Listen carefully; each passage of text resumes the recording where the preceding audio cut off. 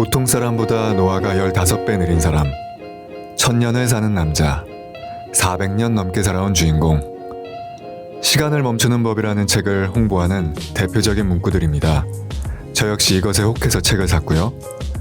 제가 이 책에서 기대했던 건 불멸의 삶, 영생의 매력, 뱀파이어에 대한 로망 같은 것이었죠. 그런데 책을 펼치는 순간 그런 기대는 모두 산산조각납니다. 이 작품에서 다루는 불멸의 삶은 매력이라기보다는 고통에 가깝습니다. 보통의 뱀파이어들처럼 주인공이 특별한 능력을 가진 것도 아니고요. 주인공인 톰은 오히려 보통 사람보다 못한 심리적 유약함, 정신적 불안함을 갖고 있죠. 평범함을 넘어서 조금 답답하다고나 할까요? 보통 영화나 드라마에서 흔히 볼 수 있는 약간 갑돌이 스타일인 것 같아요. 1000년을 넘게 사는 영생에 가까운 삶을 저주라 여기며 이렇게 사는 게 무슨 의미가 있나 하면서도 칼날이 목에 닿으면 죽을까봐 겁을 내는 지극히 평범한 사람입니다. 이들 불멸의 삶을 사는 엘버트러스들에게는 지켜야 할 규칙이 있습니다. 첫 번째 규칙은 사랑에 빠지지 않는 거야. 주인공 톰보다 오랜 세월을 살아온 핸드릭이 말해준 첫 번째 규칙. 굳이 규칙으로 말해주지 않아도 당연히 지켜지게 될 것만 같은 규칙, 사랑에 빠지지 않기. 불멸을 사는 자로서 죽음을 안고 살아가는 인간을 사랑한다는 것, 정말 비극이겠죠. 결국은 떠나보내야 함을 알기에 더 가슴 아픈. 몇 년 전 엄청난 인기를 끌었던 드라마 도깨비를 통해 우리는 죽지 않는 자와 죽어야 하는 이의 사랑이 얼마나 가슴 아픈지 잘 알고 있습니다.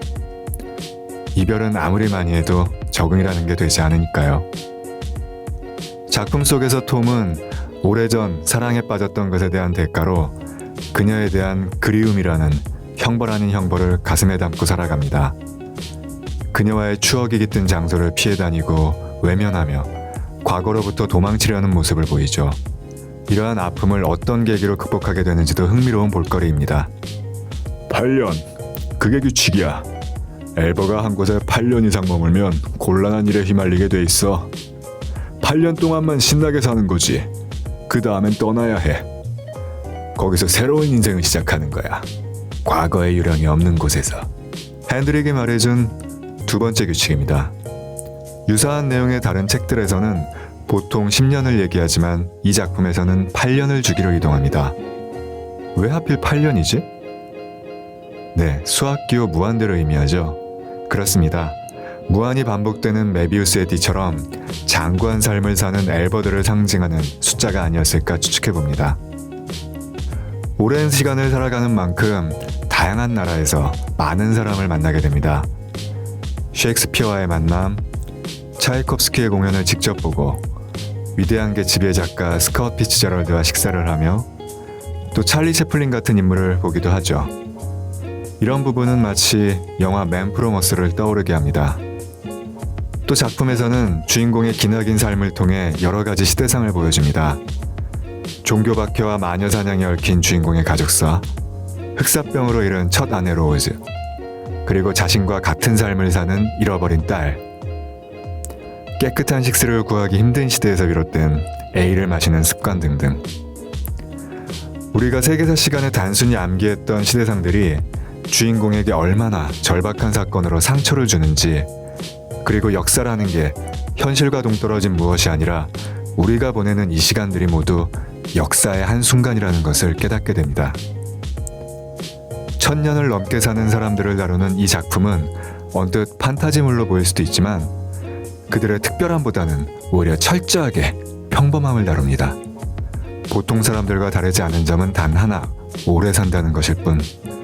그들도 두려워하고 고민하고 아파하는 그냥 사람이라는 것을 보여줍니다. 이 작품은 영화화가 확정되었는데요. 남자 주인공은 여러분이 익히 알고 계시는, 그리고 작품을 읽으시는 내내 머릿속에 한 번쯤 떠올리셨을 배우 베네딕트 컴버배치가 주연으로 확정되었다고 합니다.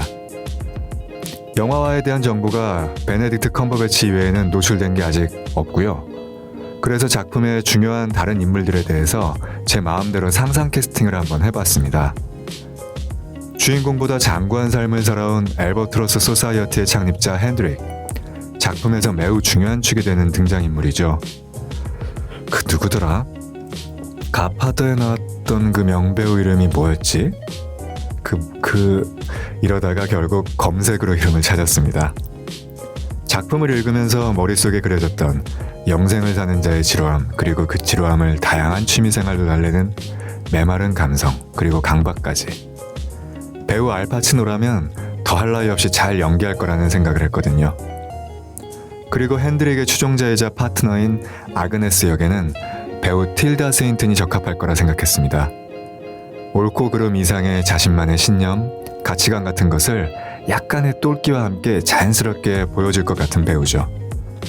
아그네스 역에는 다른 배우는 전혀 떠오르지도 않았을 만큼 제게는 영화를 본 것처럼 선명히 떠올랐던 배우입니다. 그리고 톰이 사랑했던 4세기 동안 가슴에 품고 살아온 여인 로즈 역에는 에밀리 블런트를 생각했습니다. 억척스럽지만 여리기 그지없는 영국 촌부의 모습을 궁상맞지 않게 그리고 사랑스럽게 녹여낼 것 같았습니다. 마침 찾아보니 영국 배우네요. 그럼 더더욱 완전 딱일 것 같군요. 400년 이상 살아온 톰의 인생 상처를 극복해가는 과정을 현재와 과거를 교차시키며 빠르게 또 잔잔하게 그려내는 이 작품은 499페이지에 달하는 다소 부담스럽게 생각될 수도 있는 분량이지만 책 자체의 사이즈가 작은 편이라 실제 양은 그렇게 많지 않습니다. 출퇴근 시간이 30분 정도 되는 직장인 기준이라면 넉넉하게 월요일 시작, 금요일 완독할 수 있을 것 같아요. 오늘 균일한 시선으로 바라본 시간을 멈추는 법, 어떻게 보셨나요? 제가 지나친 중요한 포인트나 인상 깊었던 부분이 있으시면 댓글로 남겨주세요. 좋은 건 함께 해야죠. 또 나름대로 했던 제 상상 캐스팅에 대한 여러분의 의견도 궁금하고요. 또 다른 작품을 찾아서 여러분과 공유하겠습니다. 균일한 시선이었습니다.